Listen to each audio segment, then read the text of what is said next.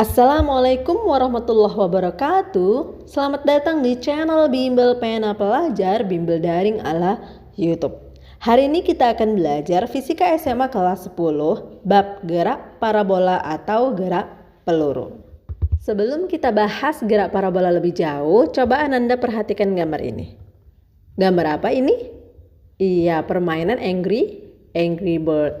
Bagaimana bentuk lintasannya nih, bentuk Angry Bird? Lintasannya berbentuk parabola. Jadi apa itu gerak parabola? Untuk memahami gerak parabola, silakan Ananda perhatikan dulu video berikut.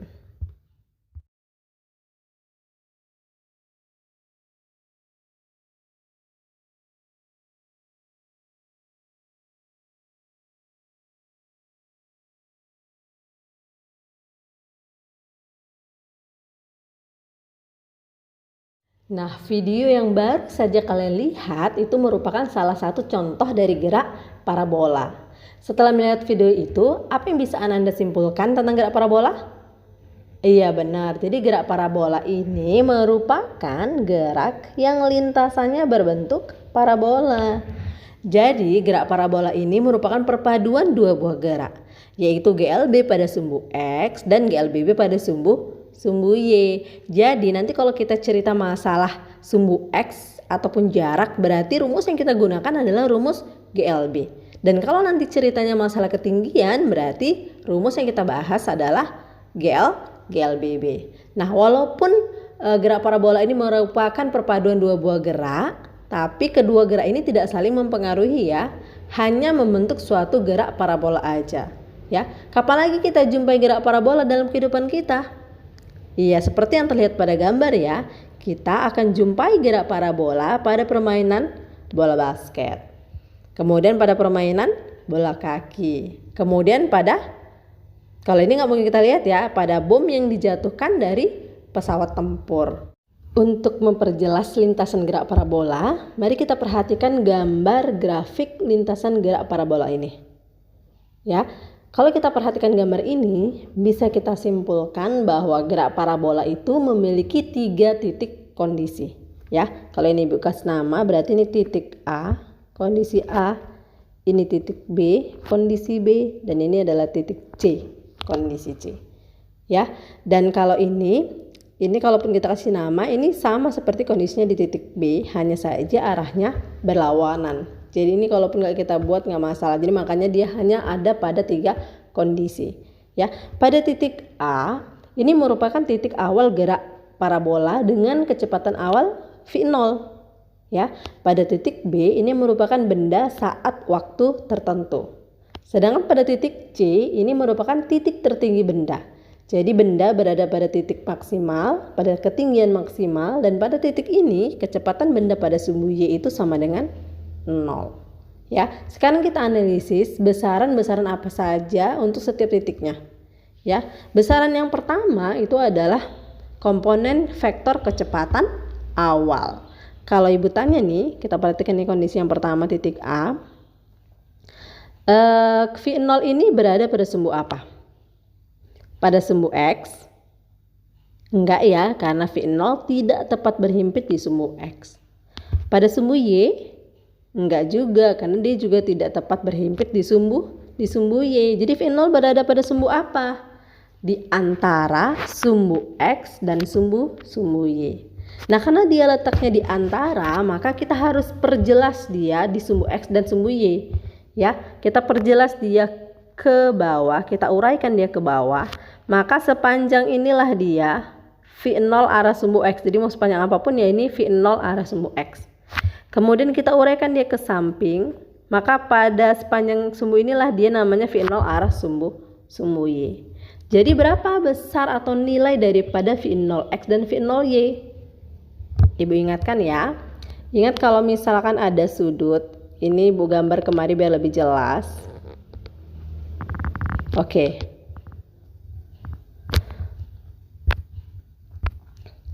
Di sini sudut alfanya kan? Setiap ada sudut alfa, maka kita buat di anak panah ke depan. Ini adalah sisi depan sudut. Ini samping sudut dan ini miring sudut. ya. Dan untuk mencari nilai daripada sinus alfa itu adalah demi apa itu? Depan per miring. Sedangkan cos alfa itu adalah sami apa itu? Samping per miring. Jadi kalau kita lihat lagi, perhatikan gambar ini, berarti pada sumbu ini adalah sumbu V0x nya ya, berarti itu sama dengan V0x ini, yang samping itu adalah V0x ya. Sedangkan ini adalah depan, itu ya sama dengan ini, jadi V0y itu adalah sisi depan. Berarti untuk mencari V0x yang ada kata samping itu adalah kosinus, berarti V0x adalah V0 kosinus alfa. Sedangkan V0y itu adalah sisi depan, berarti V0 sinus alfa. Itulah untuk mencari besar dari V0x dan V0y. Dan untuk mencari jadi berapa besar V0-nya, maka kita gabungkanlah mereka berdua dengan cara yaitu V0 besar V0-nya itu adalah akar dari V0x kuadrat ditambah V0y kuadrat. Paham ya? Kita lanjutkan besaran selanjutnya yaitu kecepatan benda setiap saat. Ya, ingat ya, gerak parabola merupakan perpaduan GLB dan GLBB. GLB berlaku untuk sumbu X dan GLBB berlaku untuk sumbu Y. Ya, jadi kecepatan benda pada sumbu X yaitu Vx ini nilainya sama dengan V0x. Berapa tadi nilai V0x? V0 kosinus alfa. Dan untuk sumbu Y berarti Vy kita gunakan persamaan GLBB yang V sama dengan V0 plus minus G kali T. Nah, karena ini adalah kecepatan arah sumbu Y, berarti V0-nya juga V0 arah sumbu Y. Nah, karena gerakannya tadi titik B itu adalah ke atas. Nah, kalau ke atas kan berarti melawan gravitasi. Berarti tandanya kurang G kali T. Ya. Nah, kalau mau kita uraikan berarti V0 sinus alfa kurang G kali T. Ya, jadi berapa besar V-nya? Jadi besar V-nya itu adalah akar dari Vx kuadrat ditambah Vy kuadrat. Oke. Nah, besaran yang selanjutnya itu adalah posisi benda setiap saat. Nah, untuk posisi benda setiap saat berarti untuk sumbu X-nya berarti X sama dengan, kan rumus kita gunakan X sama dengan V kali T untuk rumus GLB. Berarti V-nya di sini itu adalah Vx dikali dengan T. Nah, karena tadi Vx sama dengan V0x, berarti di sini V0x kali T. Kalau mau diuraikan lagi ya berarti V0 kosinus alfa dikali dengan T-nya. Ya. Kemudian untuk arah sumbu Y, kita gunakan persamaan yang Y sama dengan V0 kali T plus minus setengah GT pangkat 2. Nah, berarti V0 di sini adalah V0Y kali T, karena gerakannya ke atas berarti dikurang setengah GT pangkat 2. Kalau kita mau uraikan berarti V0 sinus alfa dikali T dikurang setengah GT pangkat 2 untuk mencari Y-nya. Dan untuk mencari perpaduan X dan Y, ya besar posisinya yaitu R, bisa kita gabungkan dengan R, akar dari berarti X kuadrat ditambah Y kuadrat. Ya, jadi ini persamaan yang bisa kita gunakan. Sampai di sini paham? Kita lanjutkan ke besaran selanjutnya yaitu ada besaran ketinggian. Ya, nah ketinggian yang akan kita bahas di sini adalah ketinggian maksimum. Ya, kalau ketinggian yang biasa berarti kita gunakan rumus yang tadi ya, posisi benda setiap saat itu ketinggian bisa di situ. Tapi kalau ketinggian maksimum kita gunakan persamaan yang ini. Ya, jadi ketinggian maksimum itu yang mana? Ini ketinggian maksimum. Jadi ini YM. Nih dari atas sampai bawah ini. Nah, ingat di titik ketinggian maksimum ini kecepatan akhir sama dengan 0. Ya, jadi benda itu berhenti dulu sesaat baru kita bisa ukur berapa tinggi maksimalnya. Ya, makanya dia kecepatan bendanya di titik tertinggi sama dengan 0. Ya. Nah, untuk mencari ketinggian maksimum kita menggunakan persamaan ini, yaitu V0 kuadrat kali sin kuadrat alfa dibagi dengan 2 kali G. Ya.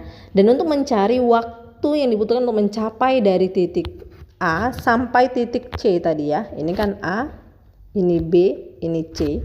Waktu yang dibutuhkan untuk mencapai dari titik A sampai titik C, yaitu waktu untuk mencapai ketinggian maksimum itu adalah V0 kali sinus alfa dibagi dengan G.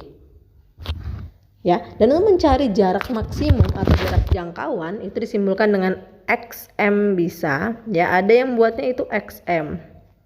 Ada yang buatnya itu R, itu sama aja ya, sama-sama jarak jangkauan atau titik terjauh benda. Itu bisa kita gunakan persamaan ini, V0 kuadrat sin 2 alfa dibagi dengan G.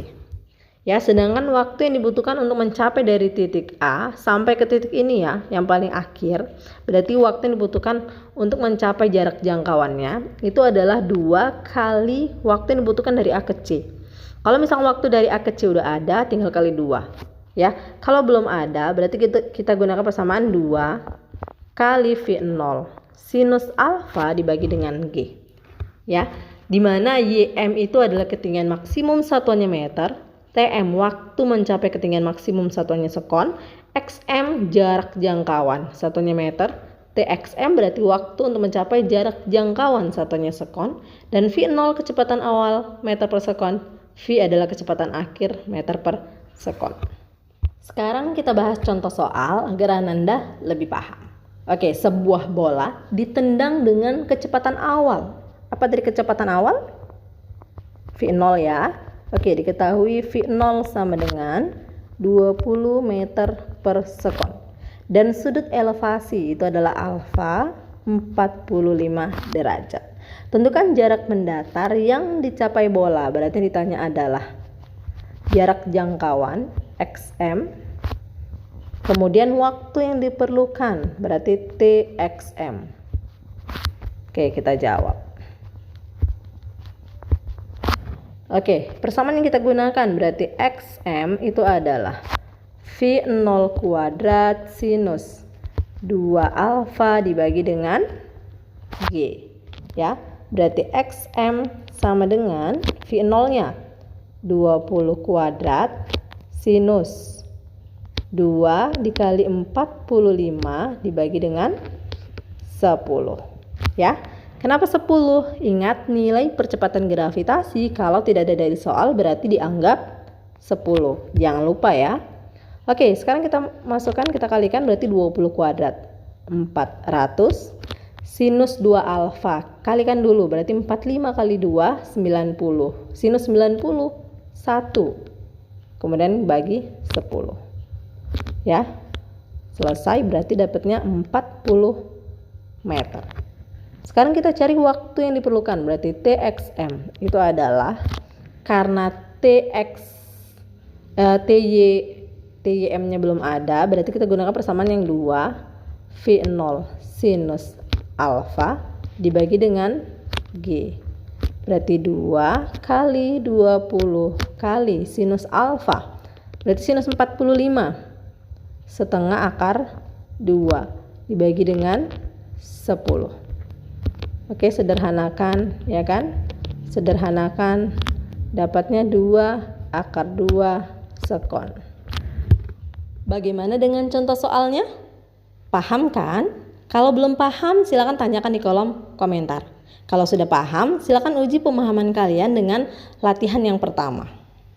Kita lanjutkan ke contoh soal berikutnya, ini yang menggunakan analisis. Ya, jadi contoh soal yang pertama itu tadi menggunakan persamaan yang udah bisa kita ingat ya. Jadi ketinggian maksimum, jarak jangkauan, waktu itu bisa kita ingat rumusnya dan bisa langsung kita gunakan. Ya, tapi kalau yang lain itu kita analisis dulu cerita soalnya, baru kita tahu kira-kira menggunakan persamaan yang mana. Ya, oke, sebuah kelereng berada di atas sebuah meja. Kira-kira kita gambar dulu ya biar paham. Ya, anggap aja ini gambarnya bagus gitu. Oke, ini kelereng. Didorong. Ya, berarti ada kecepatan awalnya ya. Kalau dia didorong, berarti gerakannya adalah seperti ini kurang lebih. Ya kan? Nah, yang ditanya itu adalah jarak mendatar ya. Oke, ini yang ditanya. X-nya berapa? Berarti kalau ini dia, gerakannya kan seperti ini, berarti dia ada V0X-nya. Ya. Nah, kita analisis lagi. Didorong dengan kecepatan. Berarti itu kecepatan apa yang didorong? Berarti adalah V0 arah X-nya. Itu maksud Ibu. Ibu mau ngasih tahu itu. Jadi yang dikasih tahu, V0X-nya itu adalah 2 meter per sekon. Ya, karena dorongnya arah sumbu X, maka nilainya adalah V0 arah X. Ya, gimana dengan V0Y-nya? Ada nilainya? Nggak ada pergerakan ke arah Y ya. Berarti V0Y itu sama dengan 0. Nah, itu yang Bu maksud. Jadi kita analisis ceritanya. Ya. Ketinggian meja dari lantai, berarti Y-nya itu adalah 45 cm. Langsung kita ubah ke meter, berarti 0,45 meter. Tentukan jarak mendatar yang ditempuh. Nah, ini yang ditanya adalah X-nya. Nah, Ibu kasih tips untuk mengerjakan soal analisis ya. Jadi tipsnya, kalau yang ditanya itu adalah GLB, X ini kan GLB, berarti kalian kerjakan persamaan yang pertama itu adalah GLBB-nya. Ya. Kita coba. Oke, yang ditanya X GLB, berarti kita gunakan rumus GLBB. Nah, rumus GLBB yang bisa kita gunakan kalau ada Y, ada V0Y, berarti apa yang perlu kita cari dari sini? Ya, kita coba dulu rumusnya. Berarti rumus yang kita gunakan adalah Y sama dengan V0 kali V0Y kali T. Karena gerakannya ke bawah, berarti tambah ya, karena searah gravitasi, tambah setengah GT pangkat 2. Y-nya 0,45. V0Y-nya 0 karena nggak ada pergerakannya ya, berarti langsung setengah G-nya 10 kali T pangkat 2. Berarti kita akan dapat T di sini dan akan kita gunakan di rumus GLB nanti. Ya, berarti 0,45 itu sama dengan 5T pangkat 2. Berarti T pangkat 2 adalah 0,45 dibagi 5, berarti 0,09. Sehingga T yang kita dapat akar dari 0,09 yaitu 0,3 sekon. Ya. Sekarang berarti yang ditanya adalah X, berarti rumus yang kita gunakan adalah rumus GLB. Nah, ini tadi dapat 0,3 sekon. Apa rumusnya? Nah, rumus GLB cuma ada satu, yaitu X sama dengan V0 kali T. Ya. V kali T, karena V-nya itu sama dengan V0X, ya ada V0X kali T. Ya, berarti nilainya X-nya itu V-nya itu 2, T-nya 0,3. Berarti dapatnya 0,6 sekon. Paham ya? Tuntas sudah pembahasan kita hari ini. Semoga kalian paham dengan apa yang telah Ibu jelaskan. Kalau masih ada yang belum paham, silakan tanyakan di kolom komentar. Kalau sudah paham, silakan uji pemahaman kalian dengan latihan kedua ini. Selamat mengerjakan. Sampai jumpa di video kita berikutnya. Wassalamualaikum warahmatullahi wabarakatuh.